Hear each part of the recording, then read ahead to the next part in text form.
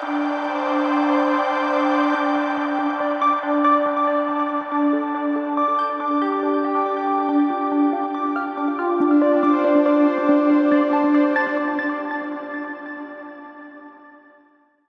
The Lord.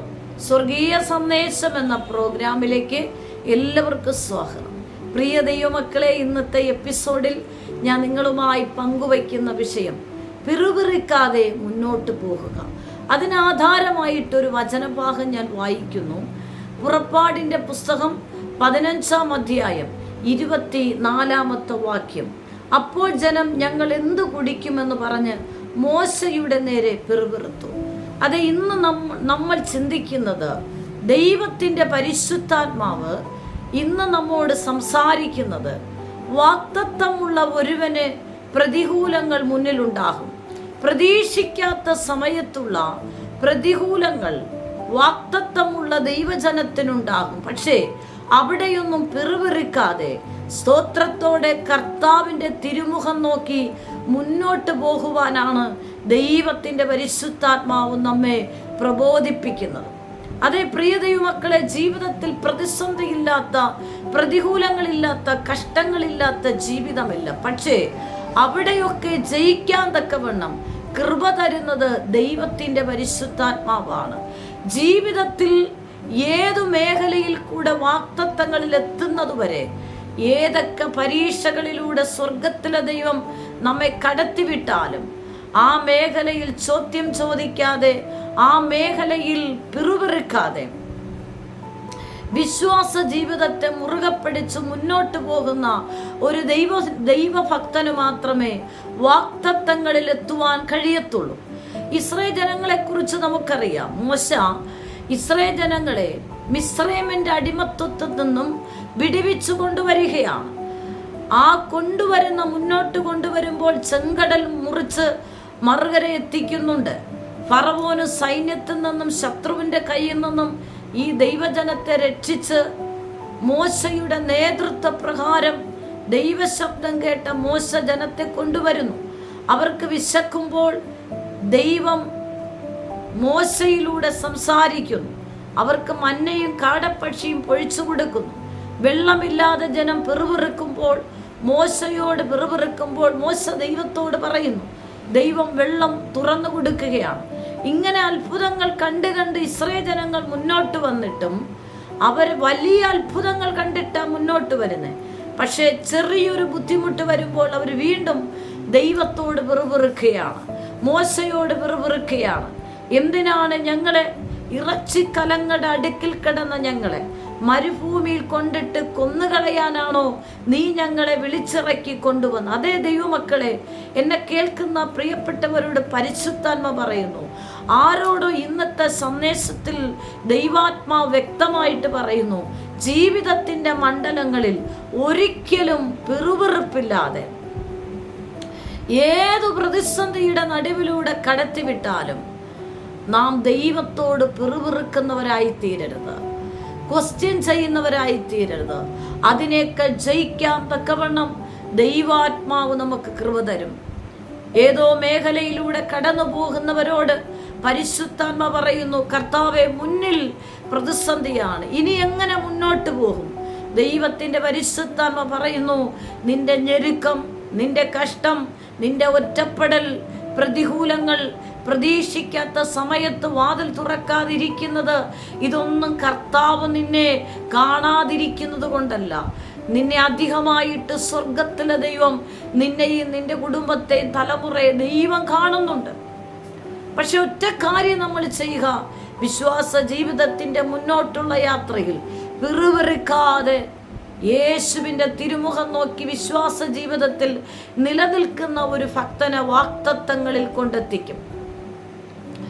ചെറിയ കാര്യങ്ങളിൽ നിങ്ങൾ പിറുപിറുക്കരുത്. എത്രയോ മേഖലയിലൂടെ ദൈവം നമ്മെ വിടുവിച്ചുവല്ലേ. അതുകൊണ്ട് പ്രിയ ദൈവമക്കളെ, ദൈവകരങ്ങൾ സമർപ്പിക്കുക, നമ്മെ വഴി നടത്തുന്ന ദൈവത്തിൻ്റെ കരങ്ങളിൽ ഏൽപ്പിക്കുക. തിരുവചനത്തിൽ വാഗ്ദത്തങ്ങളിൽ കൊണ്ടെത്തിക്കുവാൻ തക്കവണ്ണം ആ വാഗ്ദത്തങ്ങളിൽ എത്തുന്നവരെയും ജീവിതത്തിൻ്റെ മണ്ഡലങ്ങളിൽ ഉണ്ടായ പ്രതിസന്ധിയിൽ ദൈവത്തോട് ചോദ്യം ചോദിക്കാതെ, പിറുപിറുക്കാതെ മുന്നോട്ട് പോയ ഒരു ഭക്തനെ നമുക്ക് കാണുവാൻ കഴിയും. പഴയ നിയമഭാഗത്ത് തന്നെ ജോസഫ് തൻ്റെ മാതാപിതാക്കൾക്ക് ഏറ്റവും ഇളയ പുത്രനാണ്. എന്നാൽ തൻ്റെ ജീവിതത്തിൻ്റെ മേഖലകളിൽ ദൈവത്തിൻ്റെ കരം വെളിപ്പെട്ടു.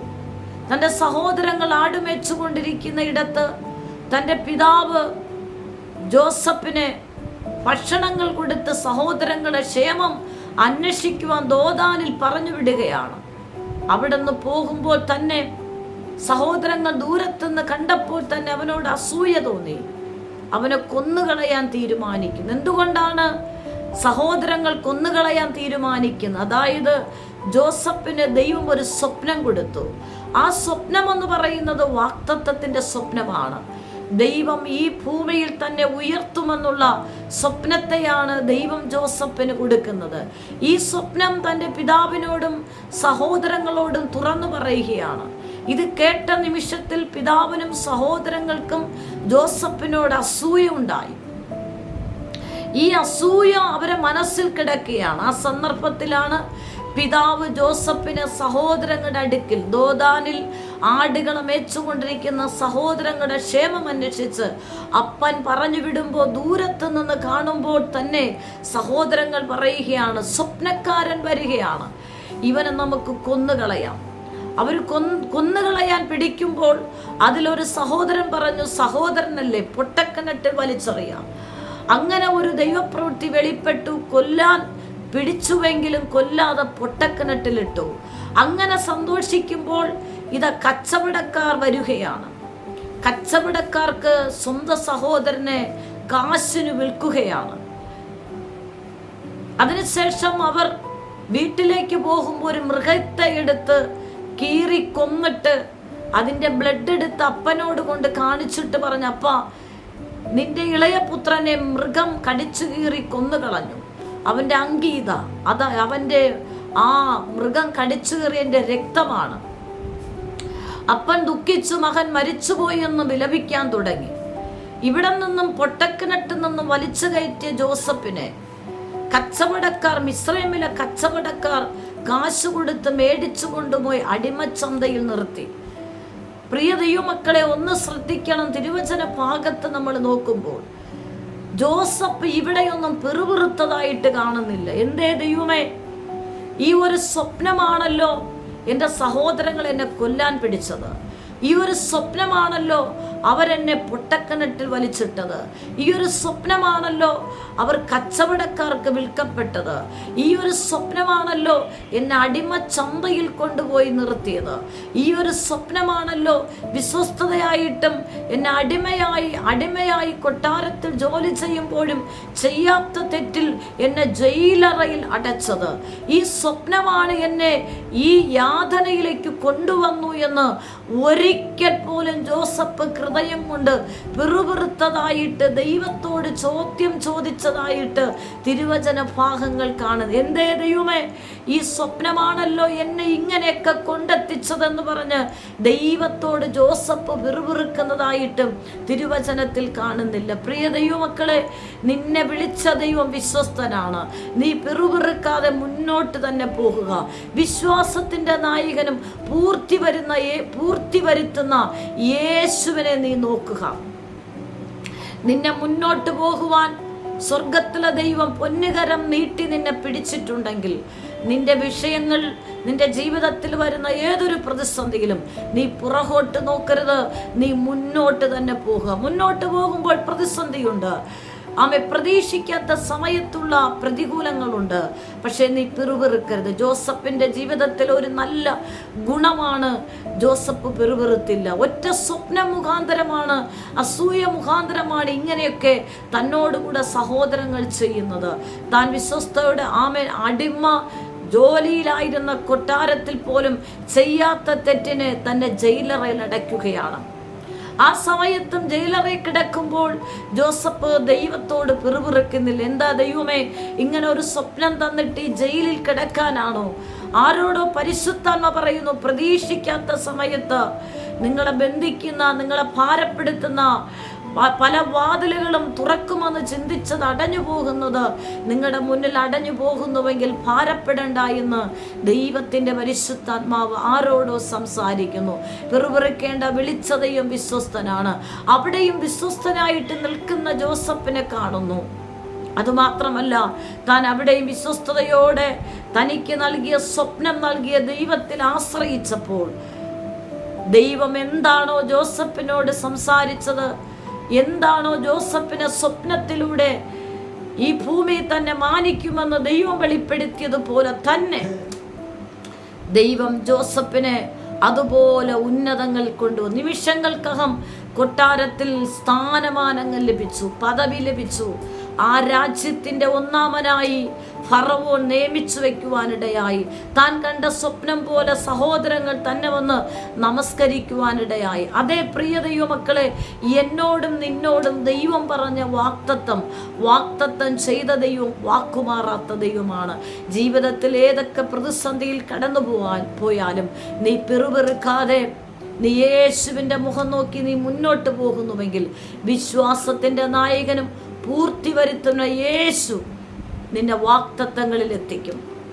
ദൈവത്തിൻ്റെ പരിശുദ്ധാത്മാവ് ഹൃദയത്തോട്, ഏതോ വ്യക്തിത്വങ്ങളോട് ഭാരപ്പെട്ടിരിക്കുന്ന നിങ്ങളുടെ മുന്നിൽ ഇപ്പോൾ നിങ്ങൾ ചില കഷ്ടങ്ങളിലൂടെ കടന്നു പോകാം, ചില രോഗങ്ങളിലൂടെ കടന്നു പോകാം.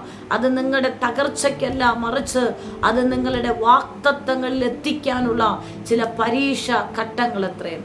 അതിൽ തളർന്നു പോകാൻ ദൈവം അനുവദിക്കത്തില്ല. ഒറ്റ കാര്യം മനസ്സുകൊണ്ട് പോലും, എന്താണ് ദൈവമേ, എന്തിനാണ് ദൈവമേ, എന്തിനാണ് ഇങ്ങനെയൊക്കെ എന്ന് ചോദിക്കാതെ, അതേ കർത്താവേ, എനിക്ക് നീ നന്മയ്ക്കായിട്ടല്ലാതെ തിന്മയ്ക്കായിട്ടൊന്നും ചെയ്യുകയില്ലെന്ന് ഞാൻ വിശ്വസിക്കുന്നു.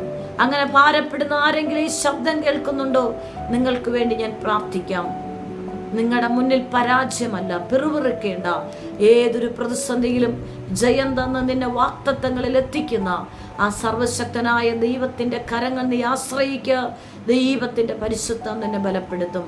ഒരുമിച്ച് പ്രാർത്ഥിക്കാം, കണ്ണുകളടയ്ക്കാം. ദൈവാത്മാവ് നിങ്ങളെ ബലപ്പെടുത്തട്ടെ. പരിശുദ്ധ കർത്താവേ, നിമിഷത്തിനായി നന്ദി. ഏതൊരു പ്രതിസന്ധിയുടെ നടുവിലൂടെ കടന്നുപോയാലും ഒരു നിമിഷം പോലും ഹൃദയം കൊണ്ട് പോലും പിറുപിറുക്കാതെ ദൈവത്തോട് ചേർന്ന് ആ വാക്തത്വങ്ങളിൽ എത്തിച്ചേരുവാൻ ഈ ദൈവജനത്തെ സഹായിക്കണം.